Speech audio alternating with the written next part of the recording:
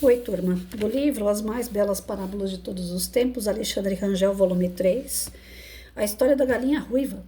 Uma galinha achou alguns grãos de trigo e disse aos seus vizinhos: se plantarmos esse trigo, teremos pão para comer. Alguém quer me ajudar a plantá-lo? Eu não, disse a vaca. Nem eu, emendou o pato. Eu também não, afirmou o porco.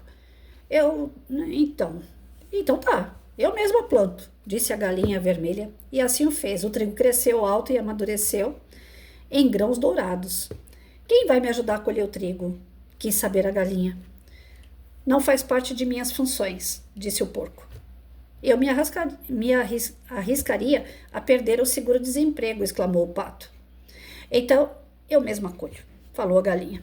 E colheu o trigo ela também.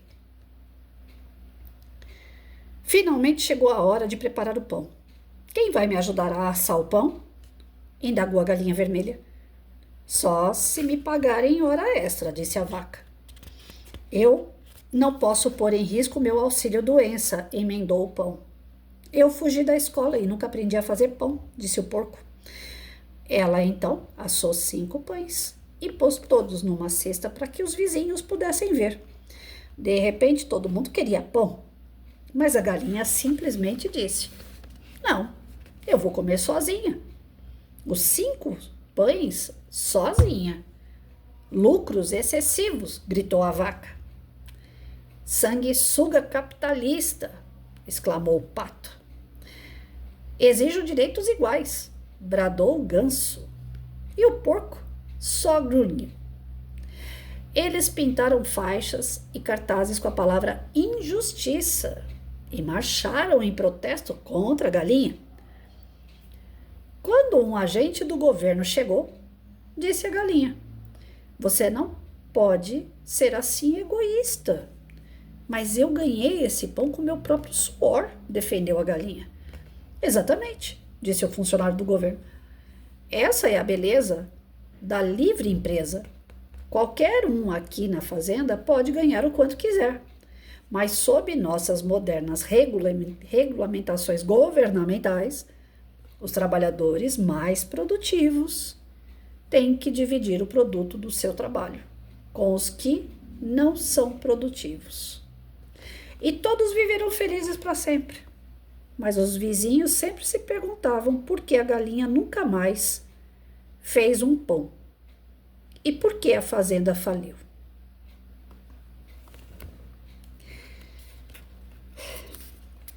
Eu já faço um canal, né, com este livro aqui, Edificando a Nação sobre Bases e Valores.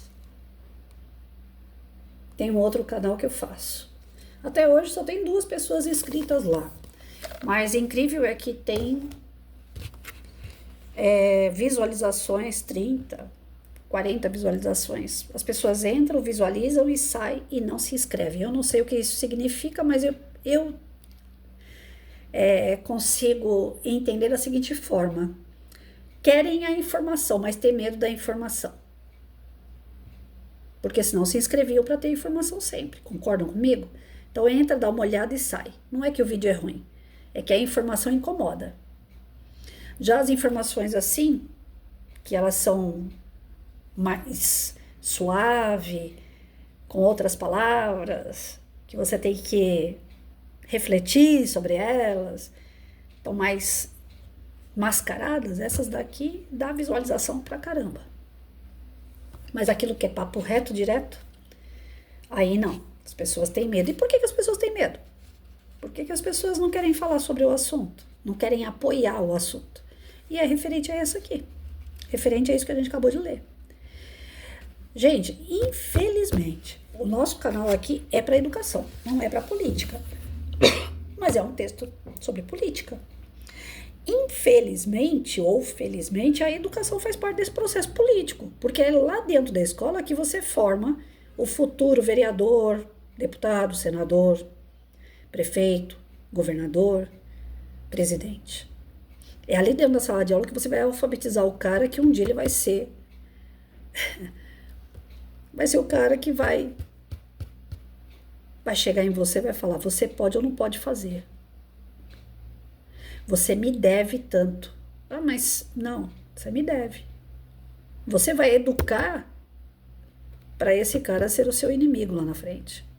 E raros aqueles que se tornam amigos, que querem fazer algo de fato pela população. Então, se eu não falar de política com o professor, que é a formação de tudo isso, eu vou falar com quem?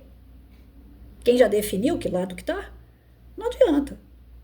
Quem é lado A, não se dá com o lado B. Se você tem algum amigo, algum familiar que não é do mesmo pensamento político que o teu, vocês não podem conversar de política nunca. Porque vai dar briga. Ah, não, a gente conversa de forma respeitosa. Começa numa forma respeitosa, mas termina, às vezes, um nem querendo falar mais com o outro.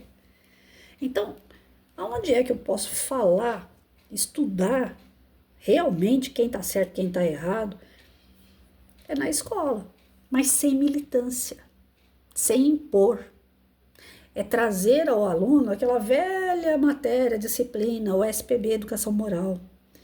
O aluno, chega no final do ano, ele tem que mostrar uma chapa para a escola. Lembram disso? Ele tem que fazer promessas e ganhar voto do que ele vai fazer na escola. Aí se monta lá o Grêmio Estudantil. E aquelas promessas daquele cara que ganhou, ela vai ter que ser cumprida, caso contrário ele sai fora.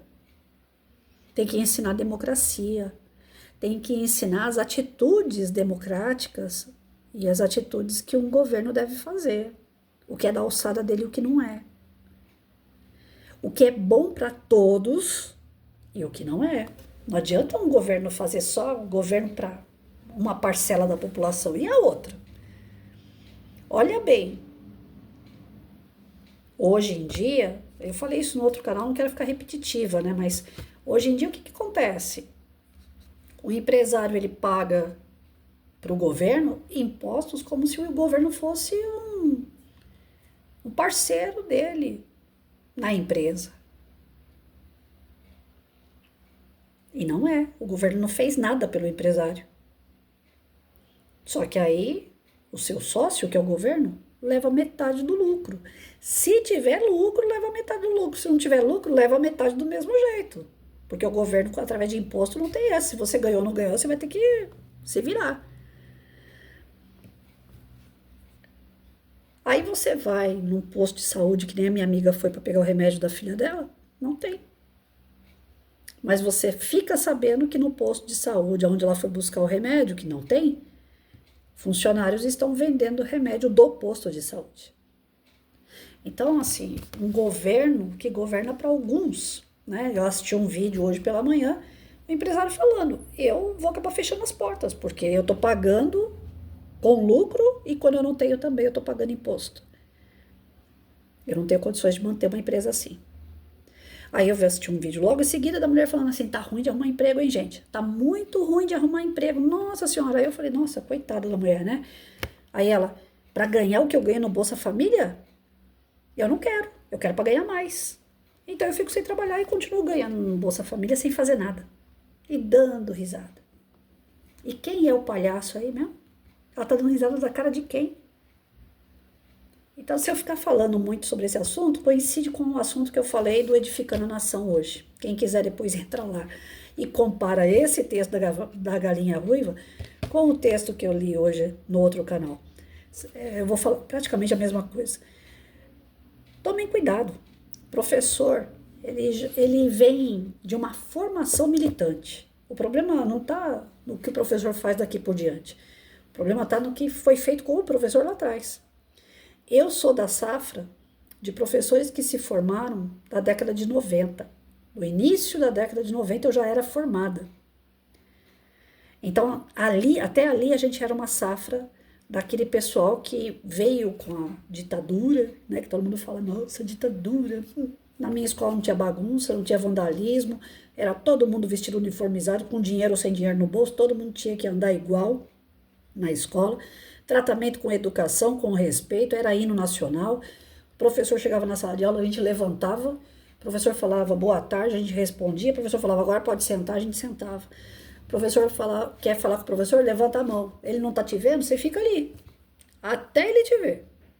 Você não podia falar, professor, tô aqui com a mão levantada, como eu vejo muitos alunos fazendo hoje, quando levantam a mão. Então, assim, você sentar perto de um professor, que nem eu sentei, às vezes, no evento da escola, sentar perto de um professor, parecia que eu estava sentando perto de Deus. O professor era tido como mestre. Eu não chamo meus professores de professor, eu chamo de mestre. E eu nem sei se tem mestrado. Mas para mim são mestres. Tamanho o respeito que eu tenho por eles. Aí, uma nova notícia chegando. As escolas cívico-militar. Tô cansada de ver já professor falando assim, Deus me livre, militarismo tá voltando. Que militarismo? Vai estudar, vai buscar informação. Cívico-militar. O professor vai continuar tendo a lei de cátedra dele respeitada. Ele vai continuar dando a aula dele. O que ele não vai poder fazer é militar. Fazer a sua militância. Ele não vai poder fazer isso. E o aluno não vai mais poder matar professor, matar o outro aluno, usar droga dentro da escola. Porque para isso que existe essa parte. Cívico é o professor, ele é civil. Militar, porque militares vão colocar disciplina na escola. O professor vai poder trabalhar tranquilo. Os pais vão poder ficar sossegados, sabendo que seus filhos vão voltar para casa. E tem gente contra as escolas. Se for ver o resultado dessas escolas que já são cívico-militar, nos concursos que eles fazem, as notas são maravilhosas. E a escola é tão ruim assim, que os resultados estão aí, provando que a escola é boa. Então é ruim para quem? É ruim para militante. O professor militante, eu nem culpo que o cara seja militante. Que ele seja desse tipo que a gente leu aqui. Porque alguém formou ele assim. Eu sou da safra que eu fui formada para trabalhar. Eu fui formada para formar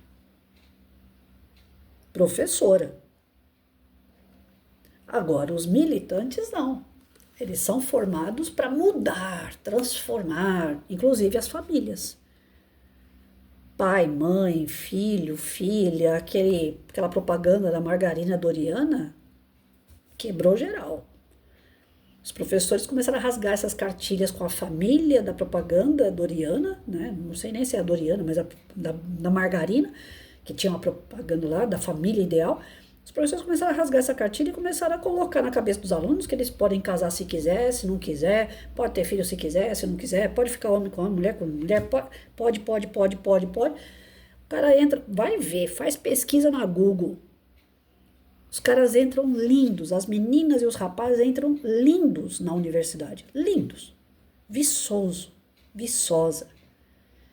Meses lá dentro, vai buscar a foto dessas pessoas. Completamente transformada. E algumas tão transformadas que parece até bicho. Mas aí, se a gente falar demais, o problema se agrava. E eu não vou resolver o problema do mundo. Pode acabar o problema pro meu lado, porque eu tô falando isso. Então, num governo socialista, a gente tem que abrir muitos olhos. Porque ele é bom para quem, cara pálida? Para quem?